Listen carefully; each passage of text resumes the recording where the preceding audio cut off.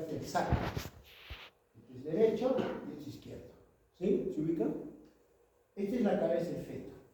Esto es la fontanela posterior y esta es la fontanela anterior. O sea, el occipital. Este es el occipital del feto. ¿Sí? Entonces, hablamos de occipito, ilíaca, izquierda, anterior. Esta es la más normal. O sea, la mayoría viene así. ¿Sí? Eso tienen que saber porque, mira, es occipito, ilíaca, ilíaca, izquierda, porque está al lado izquierdo, y está hacia adelante, no está, puede estar hacia atrás, es el sacro. Entonces aquí es occipito, ilíaca, izquierda, anterior. Aquí, occipito, ilíaca, izquierda, transversa. ¿Sí? Transversa. ¿Sí? Aquí está occipito, ilíaca, izquierda, posterior. Posterior. Igual, al otro lado podemos también tener occipito, ilíaca, derecha, anterior. Occipito, ilíaca, derecha, transversa. Occipito, ilíaca, derecha, posterior. Occipito, ilíaca, derecha, posterior. A veces este es persistente, se queda ahí. Se queda. Entonces, no avanza, no, porque tiene que rotar, ahorita vamos a ver. Tiene que rotar. Entonces se queda ahí, eso se llama occipito, ilíaca, derecha, posterior, persistente, y ya se ha salido de la curva de alerta, etcétera, y hay que terminarlo por vía alta. ¿Ya? Y aquí tenemos occipito anterior,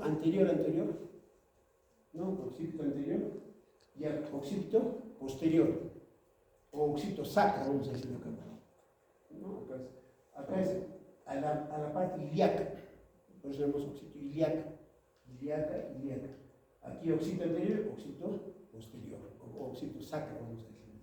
Entonces, esas son las variedades. Siempre cuando tenemos un tacto, ustedes van a escuchar. A ver, está en occipito ilíaca anterior, dice. Entonces vemos, ¿cómo nos damos cuenta? Por esta sutura, ¿no? Aquí nosotros es como un triángulo. O sea, le hago el tacto y veo como una punta acá. O sea, ¿no eso no? Es totalmente diferente a la fontanela anterior, es como un rombo. Es un rombo, rápido me doy cuenta, ¿no? Es un rombo. En el posterior no voy a encontrar esta punta ahí. La punta de, vamos a decir, acá del occipital. Entonces, a eso se refiere cuando ustedes van a escuchar en las visitas, de repente hacen un tacto y dicen, ¿qué está? A veces no dicen dilatación nomás, porque de repente a veces no logran encontrar, etc.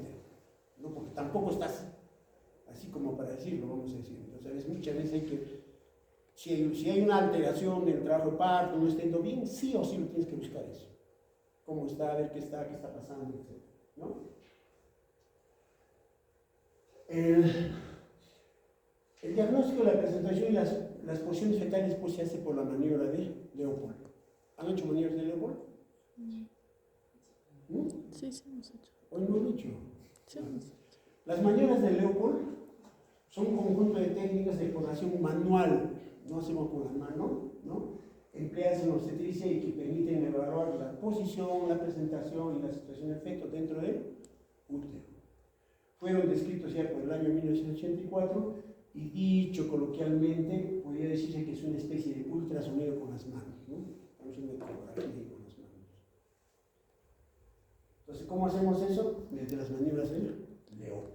Ya lo conocen, la primera maniobra, digamos, se palpa el fondo del útero. ¿Qué identifica? ¿Qué ocupa el fondo, digamos, del útero? ¿El polo cefálico o el pélvico, como se dice? La segunda maniobra, la palpación de los lados del abdomen, ¿no? El lado derecho, izquierdo, etc. Aquí lo que buscamos es ver la posición, ¿no? Si es derecha o izquierda, ¿no? Si es derecha o izquierda, con la segunda maniobra. Vamos a ver si es derecha o izquierda. Y justamente estas van a ser izquierdas, pues. La espalda del bebé está ahí, la espalda está ahí. Está la espalda, está al lado izquierdo. Está derecho, entonces la espalda va a estar a este lado, ¿no? En este lado. Y a la maniobra de Leopold, que estamos diciendo, se va a ver pues algo duro, ¿no? Y sin embargo, en este lado vamos a ver sus rodillas, sus manos, etc. O sea, no se nota, digamos, lo que debe verse en la espalda, vamos a decir, ¿no? La tercera maniobra, más bien, es una ligera presión por encima de la síntesis del pubis para determinar el encajamiento del polo inferior del feto, ¿no? Y la cuarta maniobra es para ver más o menos la movilidad del polo cefálico mediante movimientos, digamos, como querer balancearlo así para ver si ya ha encajado, está flexionado, etcétera, etcétera, ¿no? Esas son las famosas maniobras de Leopold, lo que hemos dicho, ¿no? La primera maniobra, la segunda maniobra, la tercera y la cuarta, más o menos ponemos mirando, digamos, hacia los pies, ¿no? Entonces, es importante el tacto vaginal, ¿no? El tacto vaginal es trabajo de parto, el diagnóstico, la presentación y la posición letales por tacto vaginal no es concluyente debido a un cuello cerrado. Si el cuello está cerrado, no está dilatado, no vamos a poder decir, digamos, dónde está por tacto, estamos hablando por tacto vaginal, pero para eso ya sirve, vamos a decir, las maniobras de Leopold, si es derecha, izquierda, etcétera, etcétera. Por las maniobras de Leopold, sí o sí vamos a decir si es derecha o izquierda, así, ¿no? Y más bien para ver si es derecha anterior, transverso, es decir, generalmente ya lo hacemos por tacto vaginal, ¿no? Con el inicio del trabajo parto y tras la dilatación del cuello uterino, las presentaciones de vértice y sus variedades se reconocen mediante la palpación de las distintas estructuras y fontanelas del feto, ¿no? Ya les he dicho, miren, cuando toco la fontanela posterior tengo como esta esquina, ¿no? Hago el tacto y toco ahí. Pero sin embargo aquí no tengo esto, ¿sí? Entonces es todo, agua es vacío, todo está vacío. Es un rombo prácticamente. Es fácilmente decir, mira, esta fontanela anterior, la fontanela posterior. ¿Bien? Entonces, cuando se hace un tacto vaginal, y todavía, digamos, de repente está empezando el trabajo de parto, debemos un tacto vaginal y debemos considerar estos 5 parámetros. O sea, nos debe decir el que hace tacto, debe decir eso. Cómo está dilatado, cuánto está borrado, cuál es la consistencia del útero. La consistencia puede ser firme, intermedia o blanda, ¿no? La posición del cuello uterino, la posición del cuello uterino puede ser anterior ya, puede ser muy posterior o también puede ser intermedia. Y la estación fetal, la altura de presentación. O sea, vamos a la espina, en el tacto, vamos a la espina asiática y de ahí vemos a ver qué altura está, ¿no? Lo que usamos generalmente son los quintos, -1, -2, -3, -4, -5. Anteriormente se usaba otras, vamos a decir, otra manera de ver la estación fetal, ¿no? Y esto debe decir, ¿no? Hay dilatación, hay borramiento, cómo está la consistencia, cómo está el cuello uterino y cómo es la estación fetal. Entonces, estamos empezando, todavía no hay dilatación, no hay nada de repente, y de acuerdo a esto, acá a estos le damos un puntaje. Y decimos, digamos, aquí está la dilatación cervical, está cerrado, el borramiento cervical, recuerden que el sexo más o menos mide 3 centímetros, 30 centímetros por decir, está más o menos 2 centímetros, está largo, está arriba, -3, la consistencia está firme, el cuello está posterior, es 0, pero ya tiene 41 semanas, por cierto. ¿Qué tenemos que hacer? 41 semanas, está pasándose. Entonces tenemos que inducir. Entonces, las inducciones con, vamos a ser bichos, 7, 8 o menos, generalmente fracasan con la oxitocina. Entonces tenemos que usar prostaglandinas y usamos el misoprostol, ¿no? Misoprostol. ¿Listo? Entonces, de acuerdo a eso, si es, digamos, 8, 10, digamos, de bicho, podemos usar oxitocina y hay más tasa de falla, más tasa de éxito, alrededor del 95, 90% más o menos. O sea, pero en un tacto vaginal, alguien tiene que decir esto, tiene que cantar, el tacto dice el tacto, está incorporado tal, está borrado tal, la consistencia del cuello está posterior, es blando, está cerrado, etcétera, etcétera, está alto, -1, -2, -3, etcétera, ¿no? Y cuando vemos el mecanismo de trabajo parto, son los cambios de posición de la parte que se presenta, ¿no? Son necesarios para pasar a través del conducto pélvico y eso constituye el mecanismo de trabajo parto. Entonces es demasiado importante esto, ¿no? O sea, ustedes no pueden dejar de saber, seguro que van a ser internos, ¿no? Y el interno van a tener que atender los partos. Y para atender el parto, por lo menos tienen que saber por esto. Tenemos internos de la andina y también tenemos internos aquí acá de la UNA. y yo les digo al mecanismo de parto, ¿cuántos son 5? Ya tú, di 1, 2, 3, no sabe, tú tampoco. Se tiene que saber si no, cómo se van a poner a atender el parto. Van a ver que es importante esto del mecanismo de trabajo-parto. ¿Cuáles son los mecanismos en el mecanismo de trabajo-parto? Tenemos que ver los movimientos cardinales, los movimientos cardinales, digamos, del trabajo-parto. Estos movimientos cardinales son 7. Estamos hablando de un parto normal, cefálico. ¿Sí? ¿Sí? Estos son 7. Encajamiento, descenso, flexión, rotación interna, extensión, rotación externa y expulsión. Y sale el bebé. O sea, sigue todos estos movimientos del feto para salir del abdomen, vamos a decir, del útero. No puede dejar saber pues, los movimientos cardinales del trabajo-parto. Y pregunté, no sabes, ¿de dónde eres? Le digo, de la una y la otra, soy de la otra. ¿Y a qué vas a decir? Pues, tienes un grupo, no dices nada, mejor no, nada. Y si es de la una, ¿quién te ha enseñado? Dice, ¿quién te ha enseñado? Usted, doctor Luis. ¿Ya se aprobó? Te digo, te ha jalado seguro. El doctor de Cacha te ha aprobado. Porque usted de Cacha aprueba a todos, así que no se preocupe si se jala, ¿no? No se preocupe. Si quieren un estudio, no sé. ¿Listo? Entonces, mire, o sea, no pueden dejar de saber estos, ¿no? Los movimientos cardinales de la parto. Encajamiento, descenso, flexión, rotación interna, extensión, rotación externa y expulsión. ¿Ya? Entonces, a veces el encajamiento y el descenso se da, pues. El encajamiento quiere decir que el diámetro biparital va a entrar al apéndice. Ese es el encajamiento, ¿no? Y también al encajar va a descender. O sea, casi sale. Hace encajamiento y descenso, digamos, el feto. Entonces, dicho encajamiento, aquí vamos a tener encajamiento ya descendido. El otro es flexión, o sea, desciende y se flexiona, ¿no? Tiene que flexionarse. Y aquí está acá ya está flexionado. Fíjense en esto, lo que estábamos viendo. Ha encajado y ha descendido, ¿no? Aquí, digamos, está flexionándose, su mentón está a la pared torácica. Encajamiento y descenso, casi como les he dicho, va a encajar, también va a descender, ¿no? Después viene la flexión. Después viene la rotación interna. El 4 es la rotación interna. Mire, ¿dónde estaba el occipital? Está rotando hacia la sínfisis del pubis. Esa es la rotación interna. ¿Sí? La rotación interna. Ya se pone así. O sea, se pone, ya hizo la rotación interna. Es el 4. El quinto es la extensión. ¿Sí? Extensión. ¿Cuál es la extensión? Mira, acá está haciendo la extensión.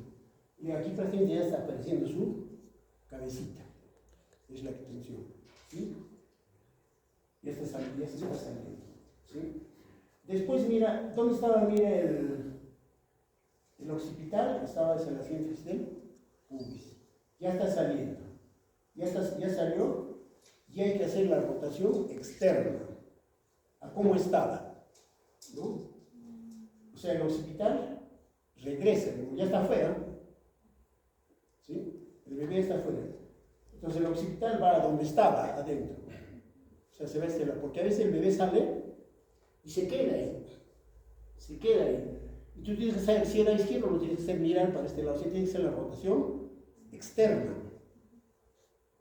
¿Entiende? Tiene que ser la rotación externa. ¿Para qué sirve la rotación externa? Para sacar el hombro. Si acá, así como está, no lo vas a poder sacar el hombro. Tiene que hacer la rotación externa. Guíense por el occipital, ¿no es cierto? Que estaba ante la extensión, está el occipital acá, ya salió, entonces tienen que volverlo a donde estaba anteriormente. Si está al lado derecho, tienen que ponerlo al lado derecho. Por eso tienen que saber si es derecho o izquierdo. Porque sale y no van a saber si era derecho o izquierdo.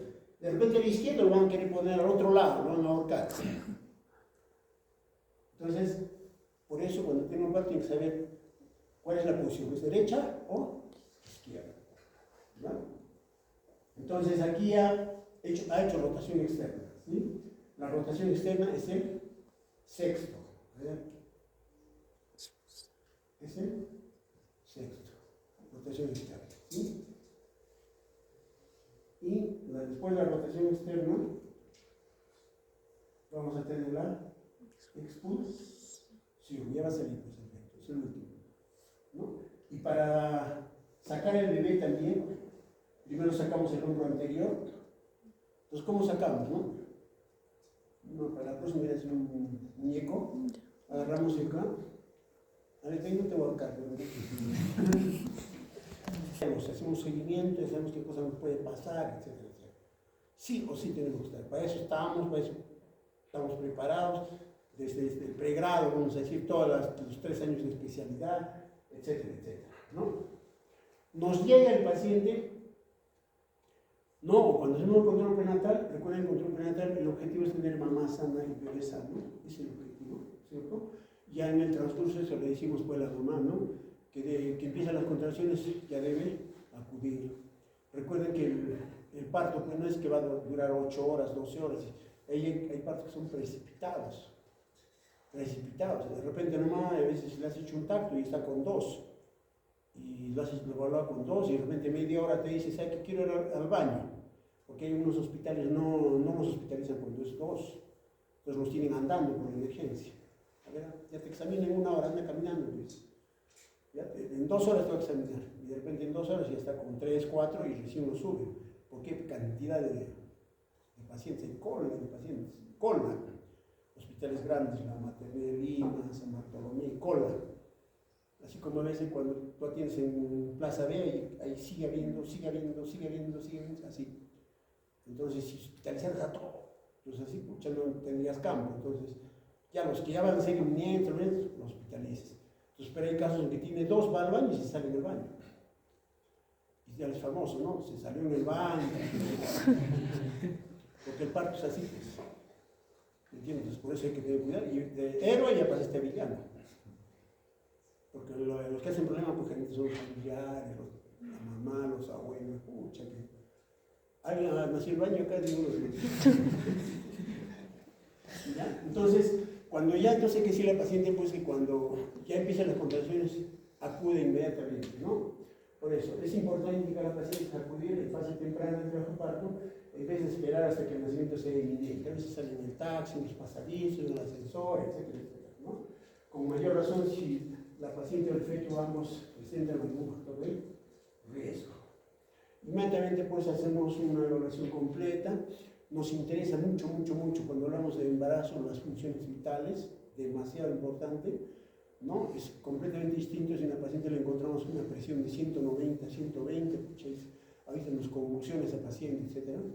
O si encontramos un pulso, digamos, de 120, 110, pucha, ahorita, o la presión, digamos, está 80, 60, está chocando, etc. Entonces, las funciones vitales son básicas para el manejo de la paciente, vamos a decir, ¿no? Tenemos que evaluar la altura uterina sí o sí. La altura uterina es demasiado importante, no es cuestión de hacer un tacto, ¿no? Ustedes seguro han visto la cinta métrica, todos tienen su cinta métrica, todos, ¿no es cierto? Ahí está la relación que debe haber entre la edad gestacional y la altura uterina. Por ejemplo, la altura uterina es más de 35, eso, si ustedes no sé dónde van a hacer según, si tienen un cuarto, no para nada, tienen que enviarlos. Descartar feto grande, ¿no? Punto, descartar feto grande. ¿Por qué? Porque le encontramos una altura uterina encima del percentil que debe corresponder, ¿ya? Pero de repente en trabajo de parto y le hacen un tacto y ya está con 8 de dilatación y está casi a la cabeza, pero tiene una barriga de 40. Ya no, yo batiendo, si está acá, va a salir la cabeza, pero ya no sale el cuerpo. Eso se llama distosia de hombro, seguramente eso pasa en las pacientes diabéticas. Por eso es importante la altura uterina. Más de 35, nada que ver. Nada que ver. Puede ser que salga, pero cualquiera dice, mira, ¿por qué si tenía 36, por qué la hace 36? ¿No miras esto? Ya, pues es suficiente con eso para hacerse problemas.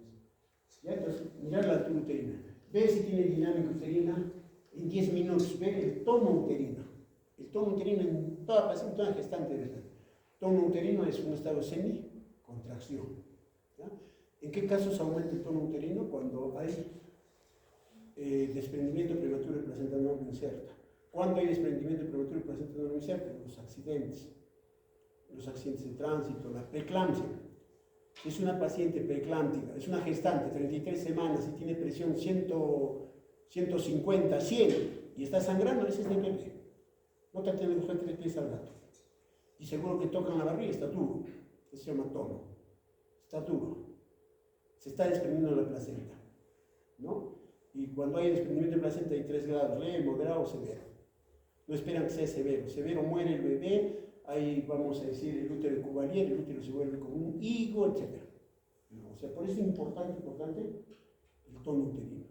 O sea, en su evaluación debe estar sí o sí el tono uterino, ¿no? El feto tiene que ver su frecuencia cardíaca fetal, sí o sí. ¿Cómo está la frecuencia cardíaca fetal? Tienen que escuchar.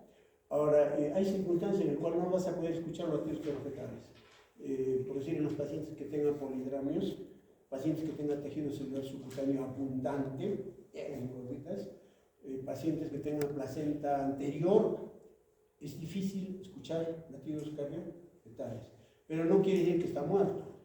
Puede estar también muerto, de repente. Puede estar, pero no escuchas, pues. No se escucha, pues.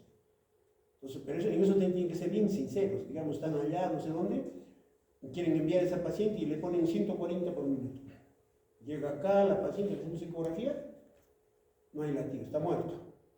¿Qué ha pasado? Pues si ustedes han puesto 140 de su referencia, ¿no? En su referencia 140, entonces ya, pues ya está óbito, seguro que se ha muerto pues en el trayecto que ha venido, ¿no?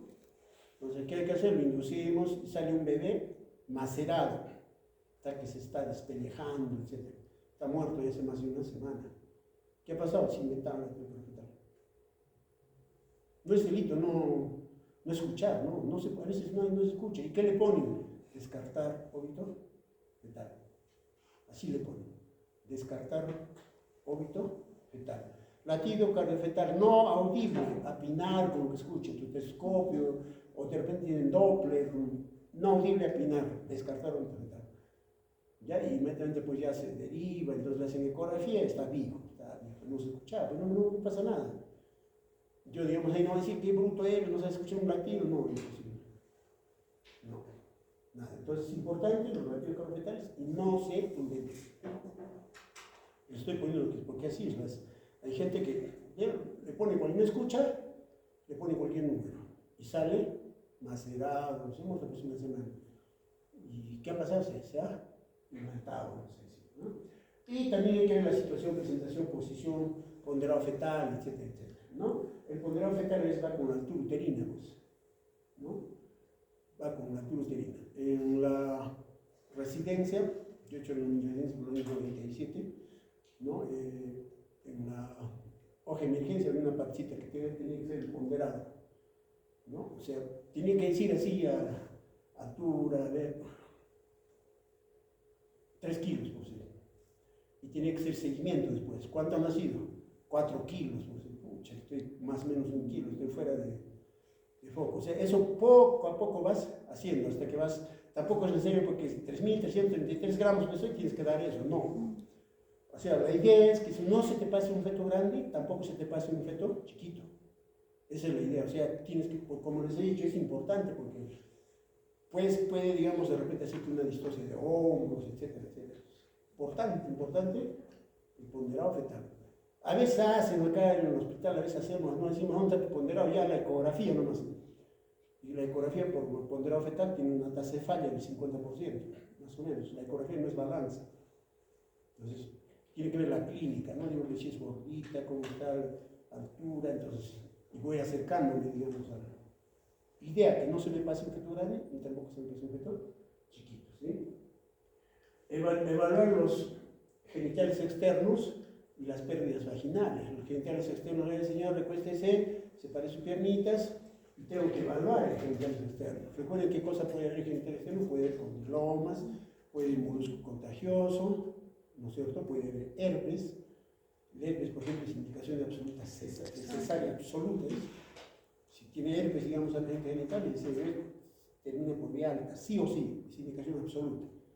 Sí, entonces, tengo que revisarlos. A veces Nadie, dice genital ni les importa. O revisa, bueno, genitales externos normales, pues le pones.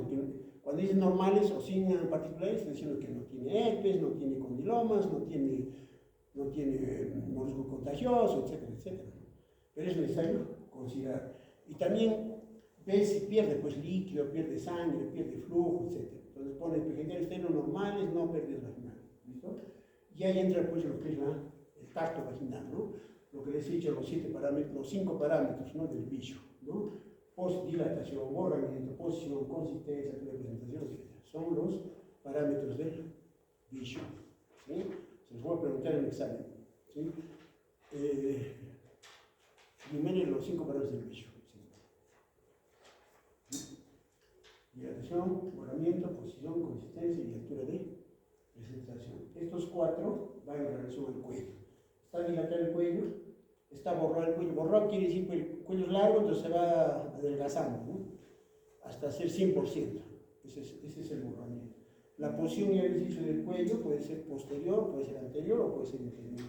La consistencia, está duro ese cuello, o está blando, o está... Esa es la consistencia. Y el otro es a la altura de presentación. A veces hago un tacto, no toco el bebé, entonces pones fuera de pelvis. O sea, esos son los parámetros.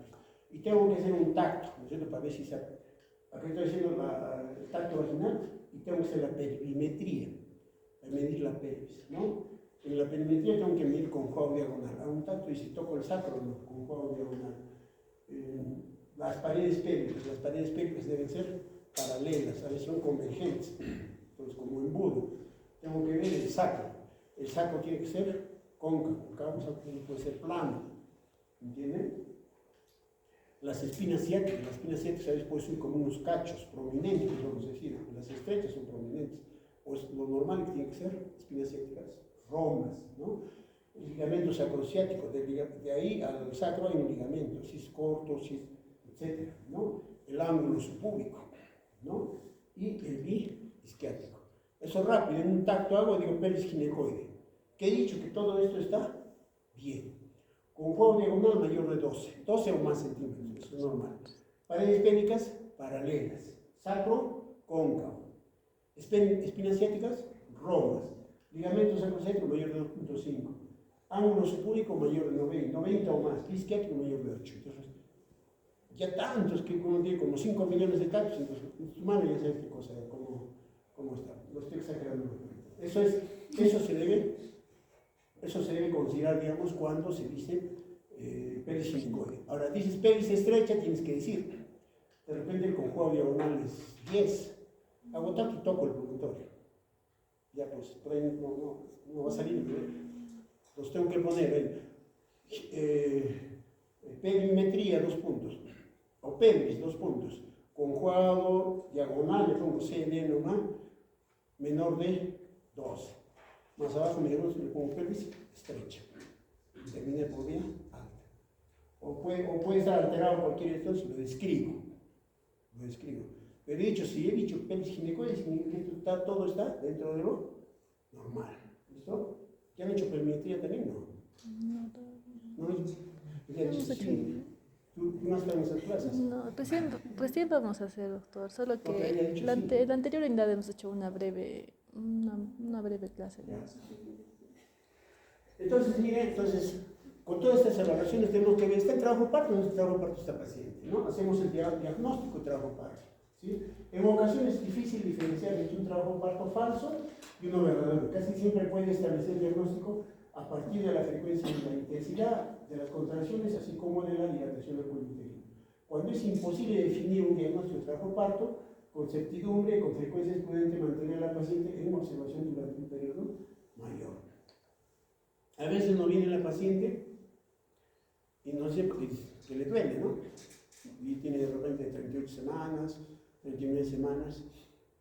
Y la primera pregunta, pues, es si estas contracciones aumentan en intensidad de frecuencia o no. Si aumentan en intensidad de frecuencia, o sea, antes era cada hora, después ahora 40 minutos, cada 30 minutos, cada 20 minutos, cada 10 minutos, cada 5 minutos, es parto. Pero me duele nomás desde ayer, está igual. Y de lo que dolía poquito, no dolía más. O sea, aumenta en intensidad y en frecuencia. Entonces siempre hay que preguntar eso para decir, mira, si estamos haciendo un trabajo de parto verdadero o un trabajo de parto falso. ¿Ya? No sé si tengo un cuadro. Acá está, mira, la comparación entre parto verdadero y falso, ¿no? El verdadero, como he dicho, las contracciones son intervalos regulares que van a aumentar, como dice, se acortan gradualmente, ¿no? Y las contracciones aumentan, pues, las contracciones aumentan en su intensidad, o sea, el dolor, una cruz, dos cruces, tres cruces, etc.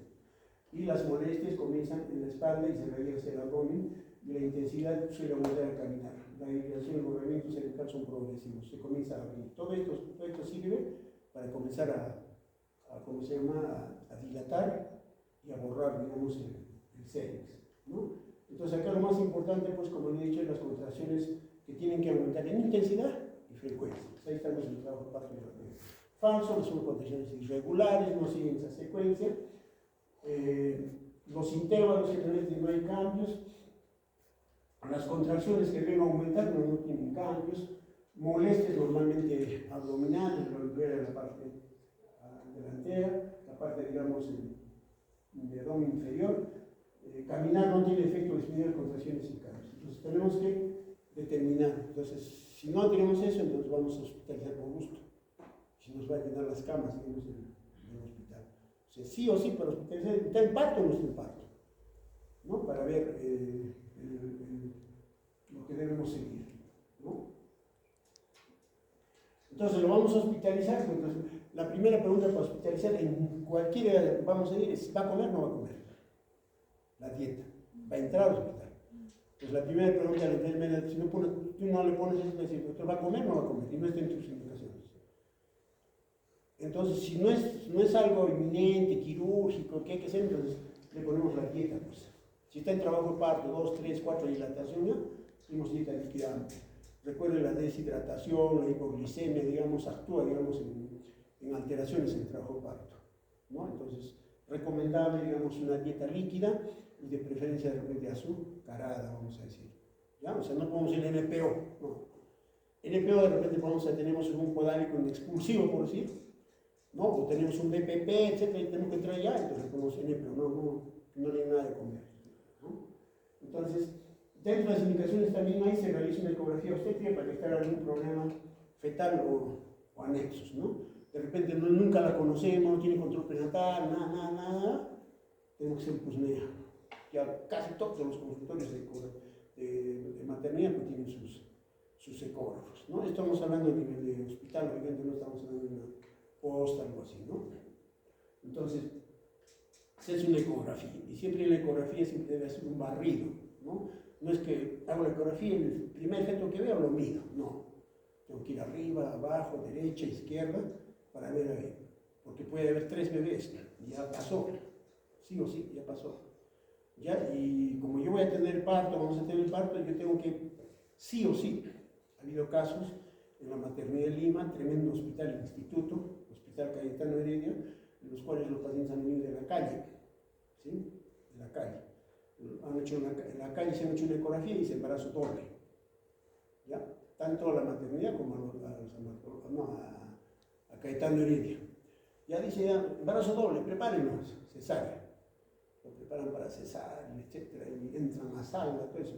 Con esa ecografía que dice embarazo doble, ya los papás, todos los familiares tienen para 2 bebés, todo. Han hecho los baby shower para 2 bebés, todo doble. Hacen la cesárea y sale uno. ¿Y dónde está el otro? Ya pues, el papá hace público, no escuchamos, público, había 2, mira dónde está, tráfico de menores, etc. Pero mira al anestesiólogo, el cirujano, mira cuántos somos, instrumentistas, pues todos dicen, no hay, pues no hay. Pero ya te metieron el problema, anda a declarar, anda a ver, etc. O sea, no se pueden guiar de algo que ustedes no han visto. No se pueden guiar. Entonces se confiaron de eso, no evaluaron y entraron a eso, a hacer cesárea. Ha pasado ya en la maternidad y ha pasado. Yo les digo siempre a los residentes, a los que trabajamos, esas son lecciones de vida. Entonces no nos puede pasar, tenemos que evaluar. Sí o sí, no conozco y me dicen 2, pues le tengo que hacer una ecografía, ¿no? Si hasta en trabajo de parto le hago un monitoreo intraparto. ¿Por qué? Nos interesa saber cómo está llegando ese bebé. Si bien es cierto, la mamá le hemos tomado la presión arterial, le hemos tomado el pulso, estamos tomando examen de sangre, todo, pero tenemos que tener una prueba del bebé, que es el monitoreo, un trazado, que eso tiene que ver mucho con la oxigenación del feto, etcétera, etcétera. Entonces tengo que hacer un monitoreo ahí, trazado. De repente están haciendo el trazado y sale fatal, tengo que correr a sala por ese trazado, porque hay trazados donde dicen este bebé está muriendo. Los latidos pueden estar en 140, 140, 140, 140, 140, 140, pero no da ni para arriba ni para abajo. Recuerden, los trazados amistosos, eso se llama variabilidad. Eso quiere decir que está bien oxigenado, ese bebé está sano, etc. Pero cuando ya son premortes, una raya. No es que se va a caer la frecuencia cardíaca, no. A 140, 140, 140, no. Tenemos que tener un trazado y tenemos que actuar rápido, si no se nos muere. Y nos van a echar la culpa. No saben cuánto es esperar 9 meses un bebé. Por todo, esperan, peor. Si lo han planificado, se han casado, han pasado 2 años de vida, se han cuidado y ahora quieren tener su bebé. Se lo planifican todo, ya tienen su cuarto pintado, todo eso. Cosas, todo, muerto. ¿Ustedes harían lío o no? De hecho que sí. Entonces, por eso les he dicho, es una especialidad bien sublime, maravillosa, linda, etc. Pero tiene que estar ahí. Y tiene que ser lo que tienes que hacer. ¿No? Porque rápido puedes pasar, como les he dicho, de héroe a villano. ¿Sí? Entonces hay que hacerle un monitoreo, un trazado, si está ingresando. ¿Ya? Y actuamos de acuerdo a eso. ¿Está todo bien? ¿Está todo ok? Sigue el parto y obviamente por lo que estamos hablando va a seguir, ¿no? Y en el transcurso le hacemos un monitoreo y le indicamos con un control de la dinámica, cada ahí estar sentado, ahí poner nuestra manito, ahí digamos, en 10 minutos cuántas contracciones tiene, ¿no? Y también ver sus latidos. Los latidos en cada contracción tiene que casi mantenerse igual, pero puede haber desaceleraciones variables o tempranas, tardías, etc. Lo cual también nos puede decir, mira, si cada contracción hace bradicardia, se cae a 80, 60 latidos y permanece un tiempo, otra vez otra contracción, otra vez se cae, eso se llama desaceleraciones tardías. Ese bebé con esas contracciones no va a aguantar el parto. ¿Por qué? Porque no tiene buena reserva placentaria, entonces mejor hay que terminarlo por vía alta. Por eso es importante el monitoreo. Ustedes han visto, seguro si han ido al hospital, están ahí con sus aparatos, poco trabajo parto, están poco escuchando. Justamente esa es la razón. ¿Ya? ¿Y qué decimos? Evolución espontánea, de acuerdo a cómo esté, ¿no? Está con 4 por lo hablamos en 2 horas, pero que evolucione espontáneamente. ¿Qué quiere decir eso? Cuando le vamos a poner oxígeno, no sé nada. En 2 horas, evolución espontánea. Y revaloración según evolución. Puede ser que de repente en media hora dice, quiero pujar, quiero ir al baño, quiero hacer al baño. ¿Qué está pasando? Ya prácticamente por la cabeza ya ha descendido, ya estará en 0, por decir, y ya está haciendo de repente su rotación, entonces toda la ampolla rectal está ocupada por la cabeza, y eso le llama ir al baño. Entonces si tú le dices anda al baño, se sale del baño. ¿Entiendes? No quiere decir que quiere ir al baño, es porque quiere hacer caca, no, la cabeza está ahí. Y si te va a salir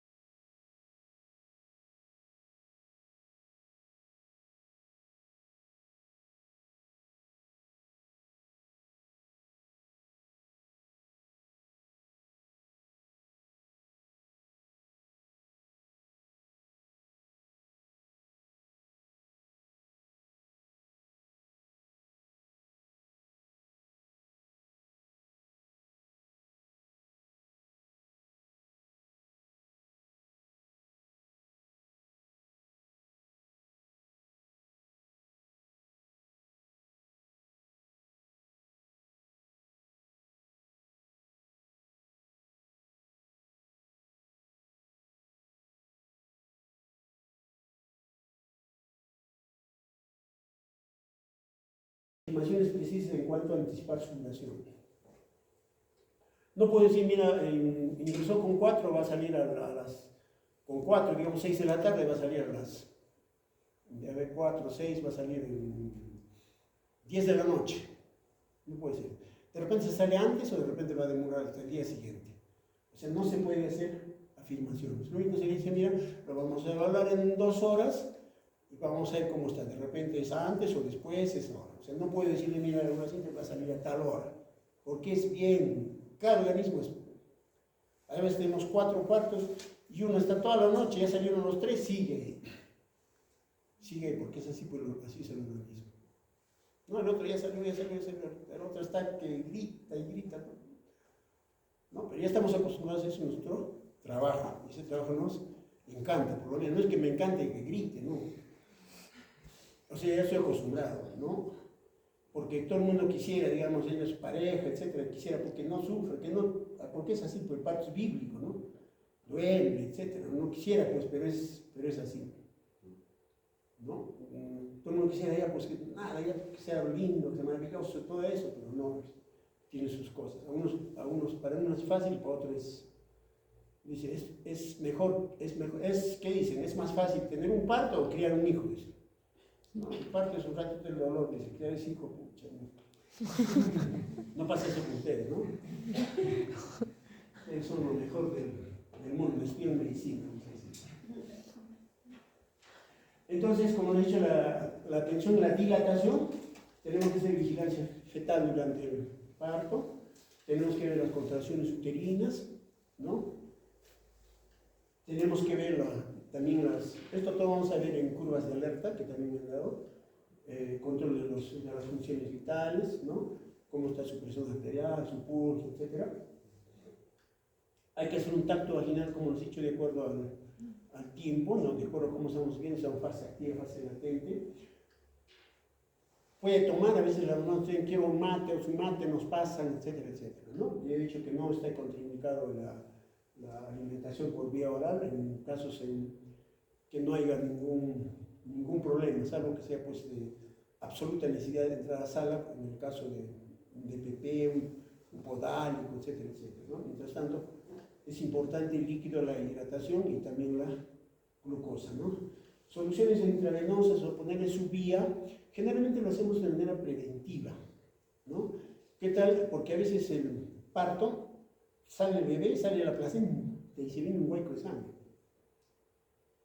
Ya hemos tenido un caso en el cual la sangre 3 litros 200. Así, ¿eh? ¿Cómo es eso? Sale 3 litros, lo cuentan o lo cuantifican y 3 litros 200. Pero hoy dicen, ¿por qué no has hecho? ¿Qué has hecho? Pues porque cuando comienza a sangrar, pues hay técnicas, ¿no? Para actuar. Se ha actuado a pesar de su sangrado. Si hubiera dado su luz en su casa, un rito, mira. Entonces, ese rato no voy a estar corriendo para poner una vía. O sea, por eso, como una situación preventiva, debe ponerse, digamos, una vía, como una situación preventiva, vamos a decir. ¿Ya? También la posición de la madre es importante, a ver cómo se siente mejor, ¿no? Generalmente las soluciones intravenosas las hacemos cuando ya está en fase activa, de 6, 7, 8 de dilatación, por decir. Mientras tanto puede estar caminando, porque el hecho que camine, la posición, etcétera, incluso antes había por la posición que mejor era, se acortaba el trabajo de parto. Si iba 8 horas, 6 horas, etcétera, etcétera, por el hecho de estar parado. La amniotomía, cuando le rompemos las membranas, cuando ya está completa, ¿no? Cuando ya completa, ya está 10 de dilatación, empezamos a sala, ya está la cabeza por ahí, ellos rompemos las membranas.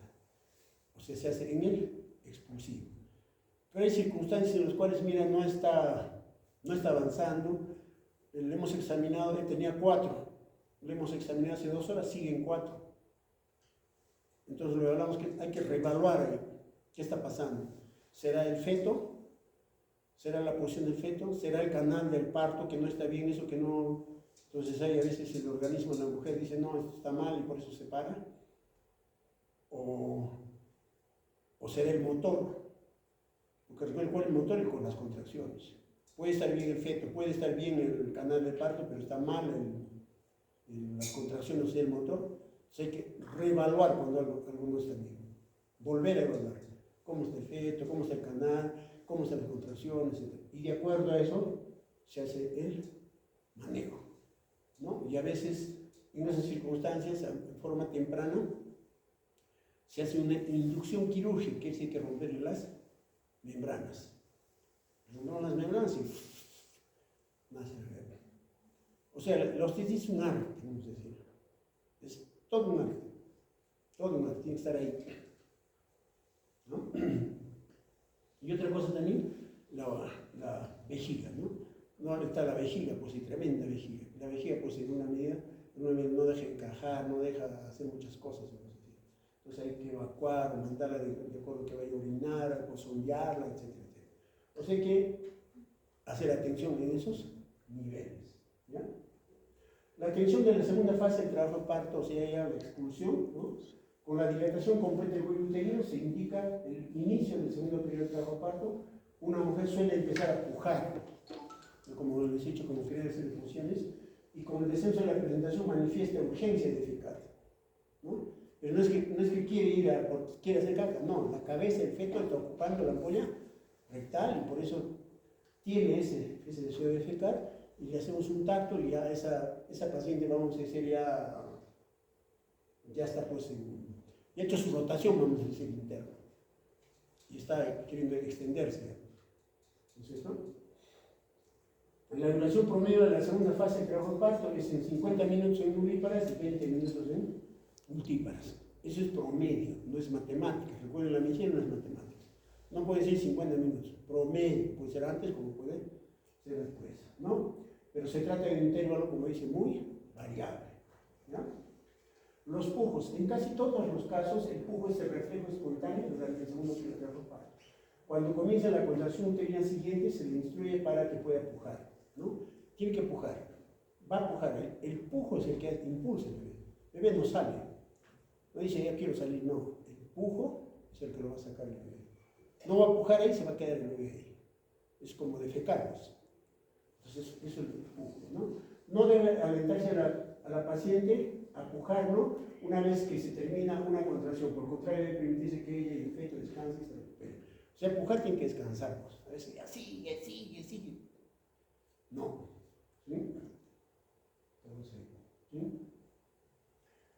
Ya. Conforme la cabeza desciende a través de la pelvis, el perineo se abulta y la piel se cubre, que cubre se desciende. Ahora el cuello cabelludo del feto es visible a través del orificio vulvar. En este momento la mujer y el feto están listos para el parto. Cuando ya se ve, digamos, el cuello cabelludo a través del orificio vulvar, eso ya más o menos está en encefálico más 3, así se llama. Encefálico más 3, cuando sale ya es más 5. ¿No? Entonces, si es una primigesta, yo lo paso acá, recién. En su cama, ya está, yo recién lo paso. Y en 2-3 minutos va a salir. Si lo pasas, digamos, arriba, etcétera, vas a estar una hora ahí haciéndole cansar en el frío, todo eso, nada que ver. Como he dicho, la obstetricia es un arte. ¿No? Entonces, lo preparas para el parto, ¿no? Incluye una limpieza vulvar y perineal, toda esa zona, porque va a entrar en contacto el bebé. Puede colocarse campos estériles de manera que solo se exponga a la región inmediata circundante a la vulva, ¿no? Hay que hacer la higiene, antisépticos, hidropovidona, etcétera, etcétera, ¿no? Claro, aunque así se atiende, ¿no? Se pone campos, poncho, etcétera, etcétera, ¿no? Solamente debe estar repartido, pero aquí en nuestra realidad no tenemos eso. Con las justas le ponemos unas gotitas y casi nuestra tasa, vamos a decir, de infecciones, vamos a decir, de la epicio, etcétera, casi es demasiado escasa, porque recuerden que esta zona es la zona más irrigada del cuerpo. No sé, no hay ninguna zona mejor irrigada que esta zona. ¿Sí? Incluso, digamos, cualquiera se cae en horcajadas, vamos a decir, manejando tu bicicleta, ¡pum!, te puedes chocar, porque el sangrado viene de los dos lados, ¿no? Entonces, por eso que a veces, como les he dicho, las epicios no se infectan, etcétera, etcétera, ¿no? Porque es bien vascularizada, bien irrigada, vamos a decir. Entonces, la episiotomía, antes, cuando estudiaba, creo, se decía que se debía hacer episiotomía, había que ponerse enema, eso ya prácticamente sea la medicina basada en evidencias ya no. Se hace la episiotomía en caso de que el perine sea rígido, y a veces o que va a salir lo puede desgarrar todo. Pues para que no lo desgarro, le haces un pequeño piquetito ahí y después lo suturas, ¿no? O en todo caso, como dice, el perine rígido con probabilidad de laceración espontánea significativa al momento del parto, o sea, un bebé grande, una macrosomía fetal, también lo va a desgarrar todo. O en caso de una distocia de hombros, hay que hacer un epicio. Y cuando hay una pérdida de la densidad fetal, hay que sacarlo ya rápido este bebé, tiene que hacer un epicio. Porque si no, el bebé poco a poco se hace coronando, ¿sabes? Puja, está saliendo su cabecita, está diciendo el periné, puja. Entonces, pues si es un sufrimiento fetal, no podemos estar diciendo, tenemos que sacarlo rápido, ¿no? Ya, ¿cómo se llama? Después de eso tenemos el nacimiento de la cabeza, ¿ya? El nacimiento de la cabeza no es que nazca, también lo miran ahí ustedes que nazca, no. Hay que, digamos, conducir, dirigir eso, ¿no? Esa se llama la famosa maniobra de Ritchie. Porque cuando sale el bebé, cuando hace vamos a decir la extensión, golpea, va a golpear, digamos, la zona del pubis y con el mentón puedes agarrar el ano. Ya puedes agarrar el ano. O sea, te puede hacer un desgarro cuarto grado. Desgarro cuarto grado y se lleva todo el ano y hasta agarra, digamos, el recto. Entonces, tienes que dirigir, digamos, la parte del periné, está saliendo a la cabeza, tienes que tratar de juntar acá. Tratar de juntar ahí. Sale a la cabeza, juntar. Y con tu otra mano, hacer que no haga eso el bebé, ¿no? Que no lo golpee, porque si no lo desgarra toda la zona de la uretra, etcétera.